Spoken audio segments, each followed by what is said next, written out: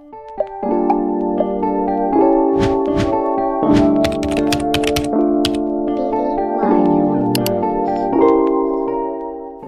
teman-teman, apa kabar nih? Semoga baik dan sehat terus ya. Ketemu lagi sama gue Lemonta. Sebelum mulai, kalau kalian suka sama channel ini, jangan lupa di like, komen, dan subscribe ya.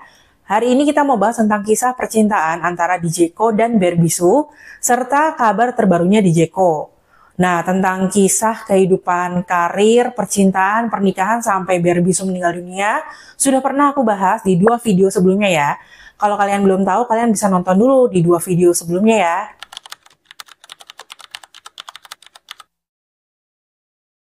Di bulan Agustus 1997, Berbisu pertama kali ketemu sama penyanyi asal Korea Selatan bernama Ko Junyuk atau DJ Ko.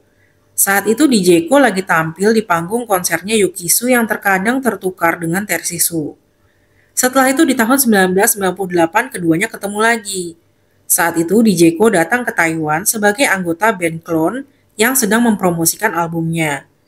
Dia sering tampil di acara yang dipandu sama Berbisu dan adiknya, yaitu 100% Entertainment. Dari sana mereka jadi lebih saling mengenal dan akhirnya pacaran.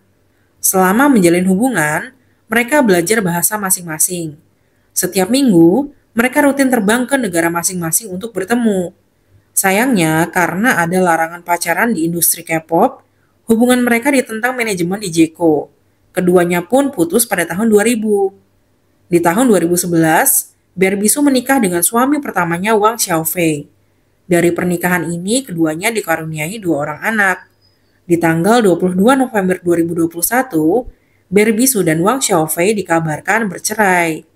Setelah mendengar kabar perceraian Berbisu, DJ Ko mencoba untuk menghubunginya untuk menghiburnya. Beruntung selama lebih dari 20 tahun ini, Berbisu tidak pernah mengganti nomor ponselnya. Hubungan keduanya pun berkembang lagi.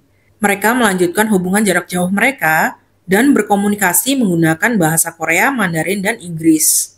Karena adanya wabah COVID-19, mereka jadi susah bertemu. Namun DJ Ko tetap melamar Berbisu. Mereka mendaftarkan pernikahan mereka di Korea Selatan pada tanggal 8 Maret 2022. DJ Ko kemudian berbagi kabar bahagia ini di akun Instagramnya. Saya tidak berhasil menikah dengan seseorang yang saya cintai 20 tahun yang lalu. Jadi ketika saya mendengar tentang perceraiannya, saya mencari nomor teleponnya dari 20 tahun yang lalu dan menghubunginya secara spontan. Untungnya nomornya masih sama, jadi kami berhasil terhubung kembali. Kami berada di usia di mana kami tidak ingin membuang-buang waktu. Jadi saya menyarankan agar kami menikah dan dia setuju. Kami akan hidup bersama setelah mendaftarkan pernikahan kami. Tolong ucapkan selamat atas pernikahan saya yang terlambat. Pernikahan keduanya mengagetkan industri hiburan Taiwan dan Korea. Selain banjir ucapan selamat, pernikahan mereka juga banjir tuduhan. Mulai dari Berbisu dituduh sudah berselingkuh jauh sebelum terjadinya perceraian, sampai DJ Ko diduga sudah bangkrut, makanya mau menikahi Berbisu. Tuduhan-tuduhan ini kemudian dibantah sama Berbisu dan DJ Ko. Tidak sedikit juga yang membandingkan DJ Ko dan Wang Xiaofei. Misalnya saat DJ Ko memberi hadiah pakaian untuk Berbisu.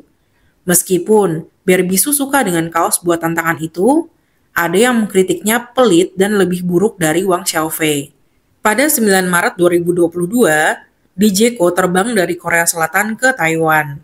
Dia lalu menjalani karantina dulu di hotel selama 10 hari. Selesai karantina, di tanggal 20 Maret 2022, DJ Ko pergi ke rumah Berbisu dan menghabiskan waktu di sana. Pada tanggal 28 Maret 2022, mereka mendaftarkan pernikahan mereka di Taiwan. Habis itu, mereka muncul di beberapa acara dan menjadi sampul majalah Vogue. Kisah cinta mereka terus menjadi pemberitaan.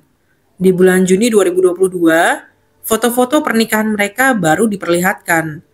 Menariknya, mereka nggak menggunakan cincin kawin biasa.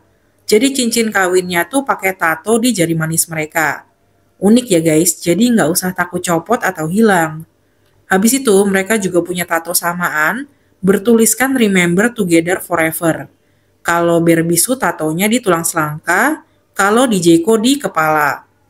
Makna dari tato mereka adalah, mereka berharap nggak akan berpisah lagi, dan akan selalu ingat untuk bersama selamanya. Tatonya warna-warni untuk mewakili bahwa mereka akan segera memasuki paruh kedua kehidupan mereka yang penuh warna dan memuaskan. Sayangnya, kisah cinta di Jeko dan Berbisu bisa dibilang tragis. Awalnya bahagia karena bersatu setelah terpisah sekitar 22 tahun. Tapi akhirnya, mereka cuma bisa bersama selama sekitar 3 tahun.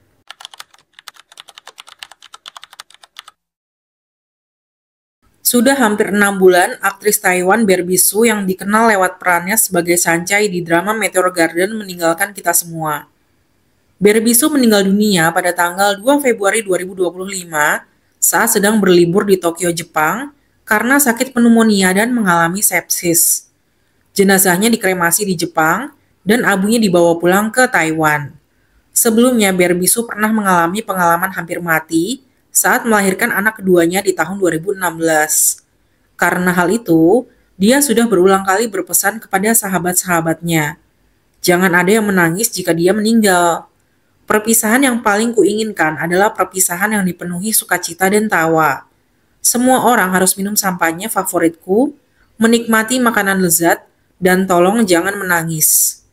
Sesuai pesan mendiang Berbisu, pada awalnya, keluarga berencana menyimpan abu di rumah tanpa upacara peringatan. Namun ternyata tetangga marah. Setelah itu, keluarga Berbisu dikabarkan akan memakamkan abu jenazah Berbisu dengan cara yang ramah lingkungan, di mana abunya akan ditempatkan di wadah yang bisa terurai dan dikubur di bawah pohon di pemakaman terdaftar, tanpa batu nisan, dan nama almarhum juga tidak akan dicatat di lokasi tersebut. Namun Dijeko menentang rencana tersebut. Menurutnya jika tidak ada batu nisan, akan menyulitkan dia untuk mengunjunginya di masa mendatang. Akhirnya, abunya Berbisu pun dimakamkan di pemakaman Chinpaoshan di New Taipei, Taiwan. Beberapa artis legendaris seperti Teresa Teng dan Coco Lee juga dimakamkan di sini. Sekitar 2 bulan setelah Berbisu meninggal dunia, Dijeko dikabarkan menangis setiap hari. Berat badannya juga turun sampai 12 kilo. Setelah memakamkan Berbisu, Dijeko memilih vakum dari dunia hiburan tanpa batas waktu yang ditentukan. Dia juga memilih tetap tinggal di Taiwan bersama keluarga mendiang istrinya. Di tanggal 11 Mei 2025, Ibu Berbisu memposting foto keluarganya. Diketahui, sehari sebelumnya mereka memang berkumpul untuk merayakan Hari Ibu. Di foto tersebut, penampilan Dijeko hampir nggak dikenali karena terlihat berbeda. Dia mengenakan pakaian hitam, topi, dan kacamata. Wajahnya terlihat lebih tirus, kemungkinan karena penurunan berat badan yang drastis. Hari Ibu tahun ini sungguh memilukan. Menantu laki-laki saya, Ko Junyup, semakin kurus setiap harinya karena merindukan putri saya. Pada tanggal 27 Juli 2025 kemarin, Dijeko, mantan suami mendiang Berbisu, dikabarkan rutin mengunjungi makam Berbisu di Chinpaoshan, New Taipei. Dia disebut rutin mengunjungi makam tersebut baik dalam kondisi panas terik maupun hujan deras. Dia sesekali membawa bunga, menyiapkan teh, makanan, lalu kemudian duduk dengan tenang sambil membaca.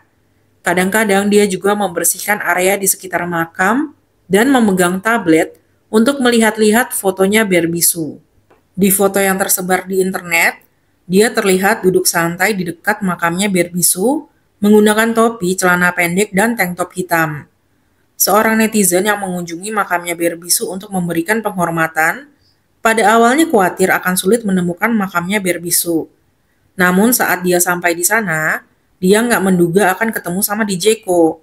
Mereka pun memujinya sebagai pria yang paling setia dan penyayang yang pernah dia lihat. Sejujurnya, saat pertama kali melihatnya, aku bisa merasakan kesedihan yang mendalam terpancar dari sosoknya. Aku bisa membayangkan betapa pedihnya kehilangan belahan jiwa begitu tiba-tiba. Saya harap dia bisa mengatasi kesedihan ini. Beberapa netizen lain juga berbagi cerita tentang Dijeko. Misalnya netizen yang anaknya bekerja di pemakaman tersebut. Dia bilang bahwa Dijeko selalu datang setiap hari. Lalu ada netizen yang makam keluarganya bersebelahan dengan makam Berbisu. Dia juga mengatakan bahwa setiap dia ke sana selalu ada Dijeko. Lalu ada netizen yang lainnya bercerita bahwa dia pernah melihat Dijeko memeluk dan mencium batu nisannya Berbisu sebelum pulang. Diketahui 2 bulan yang lalu, Dijeko melihat-lihat properti di area tersebut. Dia diyakini sedang mengincar sebuah unit di Four Seasons Garden dengan balkon menghadap ke arah Jinsan. Namun developer properti tersebut menolak berkomentar. Ibunya Berbisu juga mengatakan nggak pernah mendengar hal tersebut. Selain keluarga dan Dijeko, kepergian Berbisu juga meninggalkan duka yang mendalam untuk para fansnya. Para fansnya Berbisu di Inggris berinisiatif untuk menggalang dana. Mereka kemudian menggunakan dana tersebut untuk membuat kursi yang diletakkan di Cavendish Square Garden, London. Di kursi tersebut tertulis, meteor yang mengubah keanggunan, keberanian, dan kebaikannya menjadi cahaya abadi bagi kita semua. Sekian cerita hari ini, terima kasih sudah nonton sampai akhir ya.